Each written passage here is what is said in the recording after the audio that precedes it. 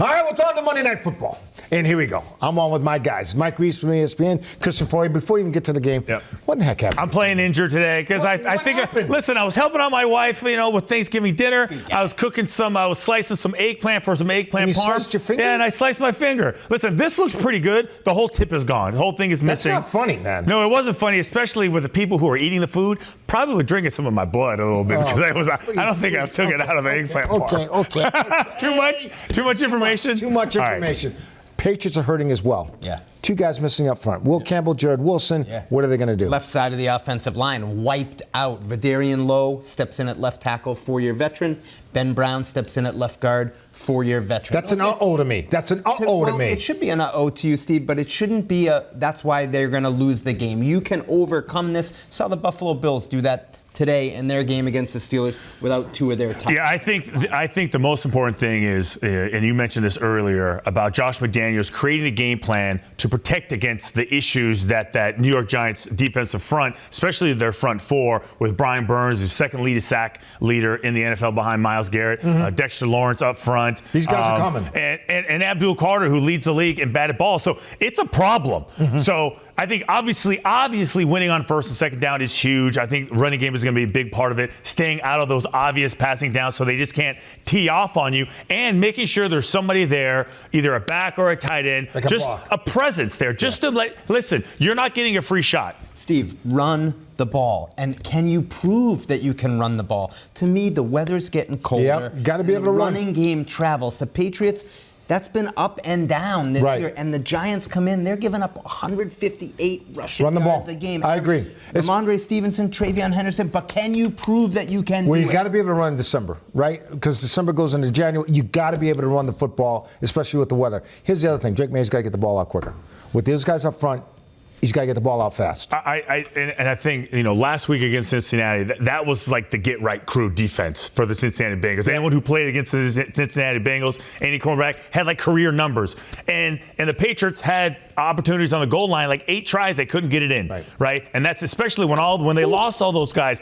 I think that Lowe and Ben Brown, I think, are decent backups, right? Decent backups, and they should be able to weather the storm. But man, if the Giants are dangerous. Like, for whatever reasons, like, you look at their record, like Jameis Winston putting up over 400 yards passing, they can still run the ball even though they don't have Cam Scatterbo. Jackson Dart is a runner. Like, look, I'm just telling you. The Giants are dangerous? Yeah. Do you believe that? Yes. Do you believe that? I do believe that they're dangerous. You guys both believe they're dangerous. I do. This is the closest thing to what were we thinking game in my book. They went into Detroit last week, a good Lions team, and took them to overtime before losing. They have lost 12 road games in a row. That's why I would say they're dangerous with a lowercase D, Steve, not a capital D. Like they're 2-10. Right. They're 2-10. They've lost 12 games in a row on the road. On the road. Right. But they're coming on the road again. Yeah. But you feel so confident. Yes. Okay. So again, that's the homer in you. That is the homer in you. You're not even. It's not even fair to ask you. Yes. Did you hear what Mike Vrabel said after the last game? What about did Vrabel say now? He said the records mean bleep. Yeah, they mean a lot in December and January. I'm telling you that right now. They may. I will say, listen, this is not a trap game in the sense, because I feel like they had too much time. But go ahead and mess around and fool around. Start slow. Don't convert. Let them hang around. You're going to be in for a fight. Steve, I'll tell you where they might be a little dangerous. They're going to play with tempo on offense. So you got to be ready for that. Jackson Dart, he's got a little Brett Favre in him to me. You know, where he's going to give you opportunities, but he's also going to he's going to do that too. Field, right? And I think where you can beat him now, so I'm going to turn it around, is if you can protect, like Christian said, against those good pass rushers, there could be opportunities down the field. The only way I consider this team dangerous is the fact they have a new defense coordinator. Yeah. Right? Yeah. So the new defense coordinator is going to try and prove himself. And there's going to they have a new defensive coordinator. And Jackson Dart is a whirlwind, right? You don't know what you're going to get out of him, but this team should handle business and get to. No, they should. I don't think either one of us is picking them to lose. All right. What we're saying is, don't flirt with it. All right. Don't act like you don't have your car running, because it's the bye week. Okay, that's what I would say. I agree with that. Let's address a couple other issues. Down at the goal line. Okay, you got to punch the ball in. Yes. Okay, so let's hope they worked on that the last week.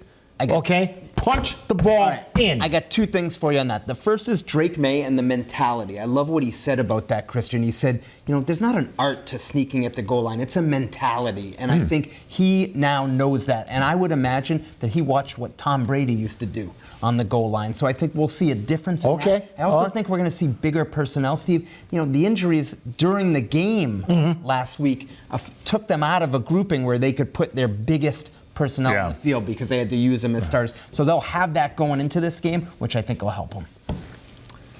Steve just thinks they can just roll their helmet out there and win. I don't know what to tell you. I don't even know why we're here. That is what you were saying. Here's what I am saying.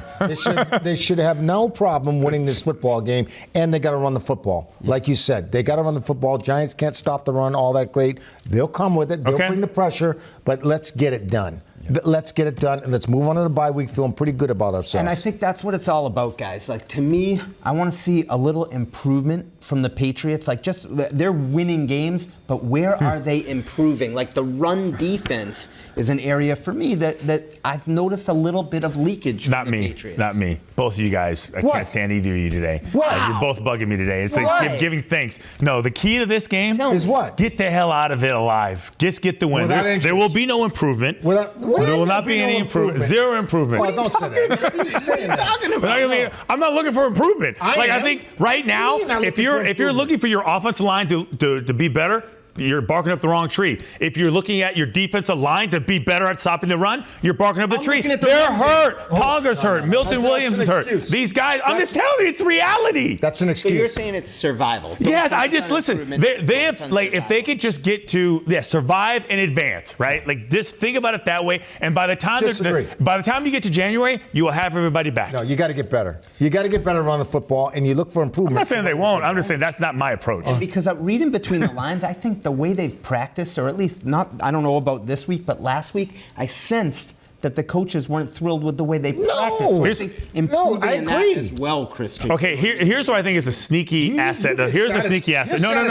I think. You're satisfied easily. No, that is not true. What I would say is, correct me if I'm wrong, because I think they have 2 padded practices left. Yep. 2 full padded. I think this is I think Vrabel did a great job just hoarding those practices, because when those guys do come back, it'll be so much more beneficial for them to have a full padded practice just to be ready for the postseason, instead of just, hey, Will Campbell, Wilson, all you guys, hey, you've been out for 5 weeks. Hey, go put your shells on and let's act like you can be physical. It won't happen. We got about 5 seconds left. Prediction time. Give me a prediction. I'm giving Patriots. I also want to talk about the atmosphere. I'll be really quick. I think it's going to be fantastic. I think the crowd can lift up the team. Great point. I got the Patriots winning. What 24-17. 24-17.